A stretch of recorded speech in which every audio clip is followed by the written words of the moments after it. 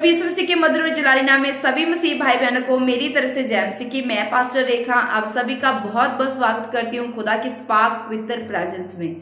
और मैं विश्वास करती हूँ आप सब जन मेरे खुदावंद प्रभु यीशु मसीह के मधुर और जलाली हाथों में सुरक्षित है। आमीन। तो आइए प्रिय भाई बहनों, रात की प्रार्थना में चलते हैं। मेरा विश्वास है कि आज का जो वचन आप लेंगे, जो खुराक आप लेंगे, आपके जीवन सेम नहीं रहेंगे। अगर आपको लग रहा है कि मेरी परिस्थितियां नहीं बदल रही, मेरे हालात नहीं बदल रहे, या आप थोड़े ठंडे पड़ गए आत्मा में क्योंकि लंबा टाइम होगा गवाही नहीं मिल पा रही है, तो आप आत्मा में ठंडे पड़ रहे हो, तो प्रिय भाई बहनों ये वचन आज आपके लिए। तो आइए हम वचन की ओर चलते हैं। वचन हम पढ़ते हैं। हम पढ़ेंगे दानियेल की पुस्तक में पहला दानियेल, उसकी 2 बाब को पढ़ूंगी और आप सभी ने ध्यान से सुनना है, क्योंकि जब आप ध्यान से सुनेंगे आपको वचन समझ में आएगा, फिर मालूम होगा कि क्यों हमारी प्रार्थना का उत्तर नहीं मिल रहा। हालेलुया। तो पढ़ते हैं वचन। तब परमेश्वर ने यहूदा के राजा यहोयाकीम को परमेश्वर के भवन के कई पात्रों से उसके हाथ में कर दिया, और उसने उन पात्रों को निशान देश में अपने देवता के मंदिर में ले जाकर अपने देवता के भंडार में रख दिया। हालेलुया। प्रिय भाई बहनों, ये उस समय की बात है जब यहूदा लोग थे, उनके शहर में आगे यरूशलेम में अब बेबीलोन का राजा आता है, और वहां वो क्या करता है, उस शहर को अपने हाथों में ले लेता है, और जितने भी पात्र होते हैं वहां, जो परमेश्वर के भवन के पात्र है, यरूशलेम मंदिर के पात्र है, जितने चाहे वो बर्तन लगा लो, कीमती बर्तन, पवित्र पात्र थे, जो जिन्हें छुआ नहीं जा सकता था, कोई नॉर्मल इंसान ने छू नहीं सकता था, आत्मा से भरा हुआ ही उन पात्रों को छू सकता था। कुछ विधियां थी यरूशलेम मंदिर की कि किसने वहां प्रवेश करना, किसने नहीं प्रवेश करना है। तो उस राजा ने क्या किया, उस मंदिर में जाके उन सब पात्रों को उठाया और अपने शहर वो बेबीलोन में उन पात्रों को ले गया। हालेलुया। ये कैसे हुआ, क्यों वो आया और वो सब पात्रों को अपने शहर में वो ले गया और उनके सामने रखा, जो मूर्तियां थी जिनकी वो पूजा करते थे, जिनको वो अपना देवता मानते, उनके अपने मंदिर में जाके परमेश्वर के जो पात्र थे वहां रखे। ये क्यों हुआ प्रिय भाई बहनों? क्योंकि प्रिय भाई बहनों, वचन में लिखा है कि जो परमेश्वर के लोग थे, यहूदी लोग थे, वो क्या हो गए थे, वो उनका प्रेम ठंडा पड़ गया था। परमेश्वर के प्रति उनकी मोहब्बत ठंडी पड़ गई थी। मोहब्बत तो करते थे पर अब ठंडी हो चुकी है। वो क्या करते, विश्वास योग्य नहीं ठहरे। कभी विश्वास कर लिया, कभी नहीं कर लिया, कभी कर लिया, कभी नहीं कर लिया। आज भी संसार में यही हाल है मसीह लोगों का। विश्वास करते हैं, गवाहियां मिली, ठीक है, बड़े एंजॉय करें। जिस दिन गवाहियां रुकी, जिस दिन परीक्षा आई, जिस दिन स्थिर थोड़ा रहना, प्रभु आपको सिखा रहा है कि स्थिर बन के रहो, उस दिन क्या हो गया, दूसरा मुंह इंसान का बन जाता कि हम मेरे साथ ऐसा क्यों हुआ, मेरे साथ ऐसा क्यों हुआ।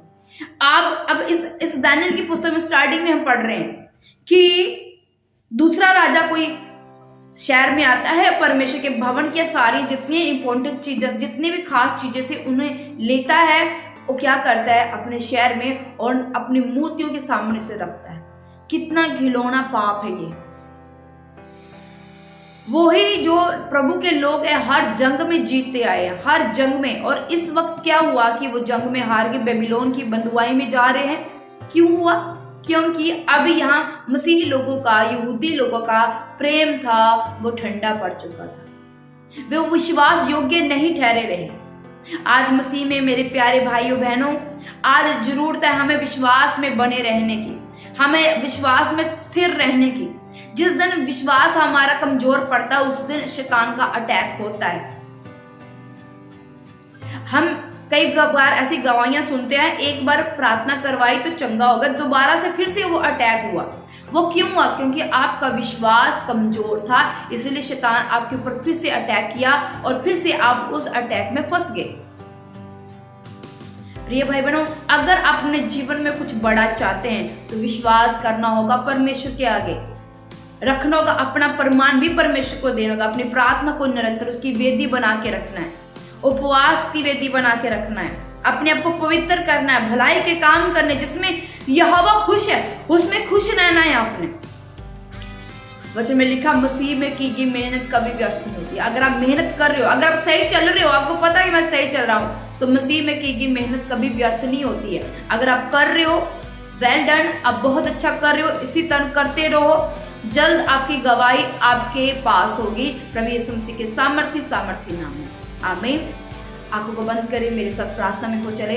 हम ऐसे ही इस पूरी पुस्तक को हम पढ़ेंगे धीरे धीरे, सुबह और शाम इसके ऊपर ही हम वीडियो देंगे। मॉर्निंग प्रेयर इसके ऊपर होगी, नाइट प्रेयर भी इसके ऊपर होगी, ये वचनों को लेकर, ताकि हम समझ सके कि दानियेल की पुस्तक में हुआ क्या था, क्यों लोगों का विश्वास ठंडा पड़ गया और फिर बेबीलोन के राजा ने वहां पर अटैक किया और वो कैसे वो यहूदी लोगों को वो बंधुआई में लेके जाता है।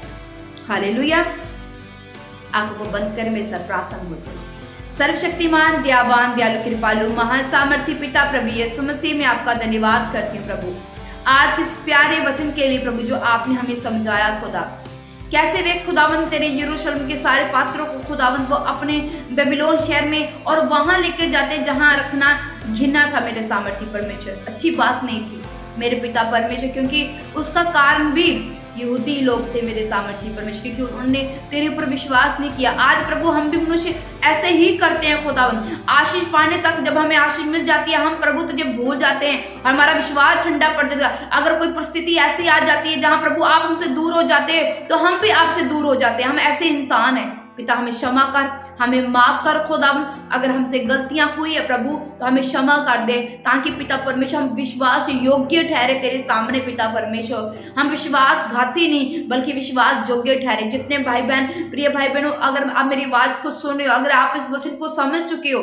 तो प्रिय भाई बहनों परमेश्वर से मांगे कि परमेश्वर हमें विश्वास योग्य मन दे प्रभु, हम विश्वास में बने रहे, हम विश्वासघाती ना बने, क्योंकि अब जब विश्वासघाती बनते हैं हमारी आशीष हमसे चली जाती है और हम बददुआई में चले जाते हैं, हमारे घर में गरीबी, शराब, तरह तरह की प्रॉब्लम क्रिएट होती है। इसलिए विश्वास को बनाए रखना है, विश्वासघाती नहीं बनना है। सामर्थी परमेश्वर, विश्वास करती हूँ खुदावंद, आज का वचन हमारे जीवन में 100 गुना फलों को लेके आ चुका है। पिता मैं इन सभी के लिए प्रार्थना करती हूँ, जितने लोग मेरे साथ निरंतर जुड़ते हैं और प्रार्थना को रिसीव करते, वचनों को समझते और मनन करते, अंगीकार करते कि आज से हम ये काम नहीं करेंगे, तो पिता इनके लिए मैं प्रार्थना करना चाहती हूँ खुदा तेरे नाम में। अगर ये बीमार है तो चंगे हो जाएं, ये अगर लाचारी में तो लाचारी ने छोड़ के जाते रहे, अगर इनके घर में गरीबी है तो प्रभु गरीबी ने छोड़ के जाते रहे, अगर इनका काम नहीं बनता, ये जिस काम को हाथ डालते वो काम नहीं बन पाता है, प्रभु यीशु तेरे सामर्थी नाम में खुदावंद आज वो आत्मा काम करने वाला आत्मा इनके घरों में काम करे पिता परमेश्वर, और हर जगह ये सक्सेस को देखे प्रभु यीशु तेरे सामर्थी नाम में। बहन की जो बीमारियां, पेट की समस्या, यूट्रस, बवासीर की प्रॉब्लम, सोलियां, पत्थरियां, माइग्रेन है मेरी बहनों को, बैक पेन में दर्द रहता है मेरी बहनों को, यूट्रस की प्रॉब्लम रहती है, उसका किसी बहनों का यूट्रस गल रहा होता है, तो आज मेरा परमेश्वर कहता है कि तुम उसी के कोड़े खाने से चंगे हो चुके हो। प्रभु यीशु उसी के कोड़े खाने से मेरी बहनों, मेरे भाइयों, आप चंगे हो चुके हैं, विश्वास करो, आप चंगे हो चुके हो, आप हीलिंग ले चुके हो, आप डिलीवरेंस प्राप्त कर चुके हो। प्रभु यीशु मसीह के सामर्थी नाम में मैं उसकी दासी होने के नाते आप सभी को ब्लेस करती हूँ, ब्लेस करती हूँ, ब्लेस करती हूँ। कोई बीमारी नहीं, कोई रोग नहीं, कोई कर्ज नहीं, कोई दुख नहीं, कोई तकलीफ नहीं, प्रभु यीशु मसीह के सामर्थी नाम में सब बोलो आमीन, आमीन। आप सब ब्लेस है मेरे प्रिय भाई बहनों, इसी तरह इस चैनल में बने रहना है, प्रार्थना को निरंतर सुबह और शाम सुनना है, और हमें टेस्टमनी देना नहीं भूलना, क्योंकि मैं जानती हूँ बहुत सारे लोगों की टेस्टमनियाँ बन रही है। ये जो नंबर आ रहा है यही हमारा गूगल पे नंबर है, जहाँ आप हमारे चर्च के लिए ऑफरिंग सीड बो सकते हैं, और यही हमारा टेस्टमनी नंबर है, यहाँ आप अपने टेस्टमनी सेंड हमें कर सकते हैं। प्रभु आपको आशीष दे, इसी तरह इस चैनल में बने रहे। सबको मेरी तरफ से जय मसीह।